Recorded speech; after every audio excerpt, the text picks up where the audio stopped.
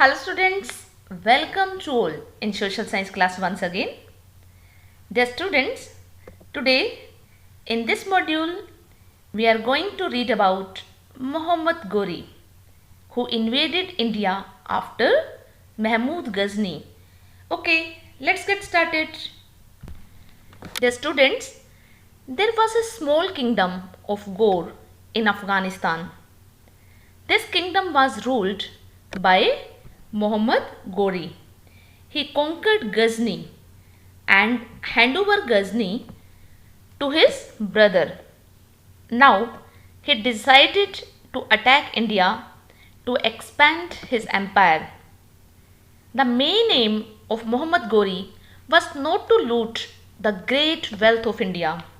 बेटा, अफगानिस्तान में गौर का एक छोटा सा साम्राज्य था और इस साम्राज्य यानी किंगडम पर मोहम्मद गोरी का रूल था।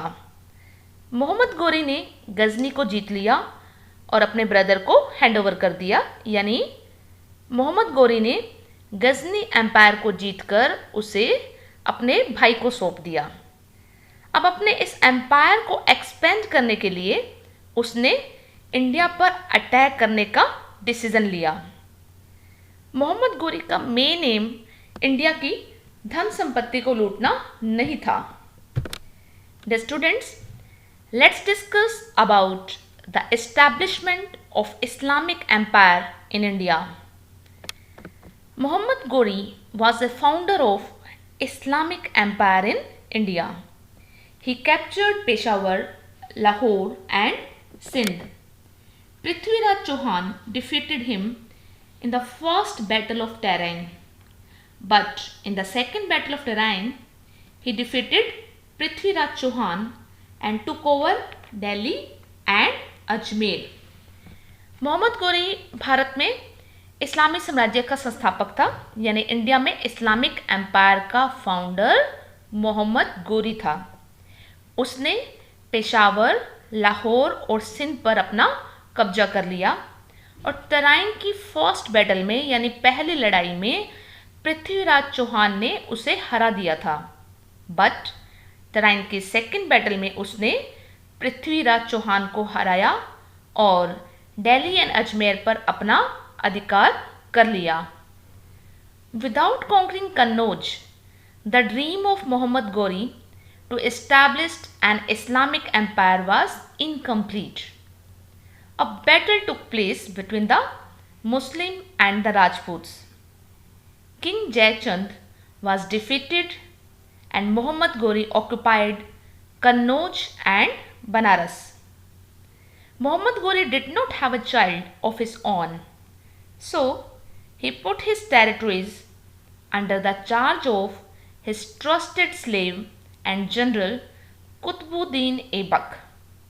बेटा, कन्नौज को जीते बिना या विजय प्राप्त किए बिना मोहम्मद गोरी का इस्लामिक एम्पायर को इस्टेब्लिश करने का सपना अधूरा था। देन मुस्लिम्स और राजपूत्स के बीच एक लड़ाई हुई जिसमें किंग जयचंद की हार हुई, यानी राजा जयचंद हार गया और मोहम्मद गोरी ने कन्नौज और बनारस पर अपना कब्जा कर लिया। मोहम्मद गोरी का अपना कोई बेटा नहीं था, सो उसने अपने टेरिटरीज को यानी अपने क्षेत्र को अपने सबसे विश्वसनीय दास यानी स्लेव और जनरल कुतुबुद्दीन ऐबक के चार्ज में रखा। इट मीन्स अपने टेरिटरीज को संभालने की सारी रिस्पॉन्सिबिलिटीज मोहम्मद गोरी ने कुतुबुद्दीन ऐबक को दे दी। Dear students, let's discuss the main reasons for the success of Muhammad Ghori. The main reasons for his success was disunity among Indian rulers and caste system. During this period, common people were not happy and they had no contact with the ruler. Some Rajput rulers conspired with Turks against their own country. Moreover, feudal system and landowners weakened the power of Indian kings. Students, Mohammad Ghori की success का main reason Indian rulers के बीच disunity थी। Rulers में एकता नहीं थी, वो आपस में ही लड़ते रहते थे, उनके विचारों में मतभेद थे। एक और रीज़न जो गोरी की सक्सेस का कारण बना वो था कास्ट सिस्टम। इंडिया में लोग डिफरेंट कास्ट में डिवाइडेड थे, लोगों में भी एकता नहीं थी, जातिगत भेदभाव बहुत ज़्यादा प्रचलित थे और इस पीरियड के टाइम कॉमन पीपल यानी आम आदमी खुश नहीं थे और उनके अपने रूलर्स के साथ भी कोई कांटेक्ट नहीं था। आई मीन टू से रूलर्स के साथ उनके कोई खास अच्छे संबंध नहीं थे। कुछ राजपूत रूलर्स ने तो अपनी ही कंट्री की अगेंस्ट टर्क्स के साथ कॉन्स्पिरेसी की, मीन्स षड्यंत्र किया। फ्यूडल सिस्टम और लैंड ओनर्स की वजह से भारतीय राजाओं की पावर काफ़ी वीक हो गई थी। The army of Muhammad Ghori was well equipped. They have cavalry as a part of their army, whereas the Indian rulers used old methods of war and did not have efficient war equipments. The elephants were not proved so much helpful during the war. So these were the main reasons for the success of Mohammad Ghori. बेटा, मोहम्मद गोरी की army well equipped थी। It means Mohammad Ghori के पास modern weapons भी थे और उसकी army में घुड़सवार सैनिक भी शामिल थे, जबकि इंडियन रूलर्स वार के ओल्ड मेथड्स ही यूज़ करते थे और उनके पास कोई एफिशिएंट वार इक्विपमेंट्स नहीं थे, मीन्स अच्छे शस्त्र नहीं थे। वार टाइम में एलिफेंट्स इतने हेल्पफुल प्रूव नहीं हुए।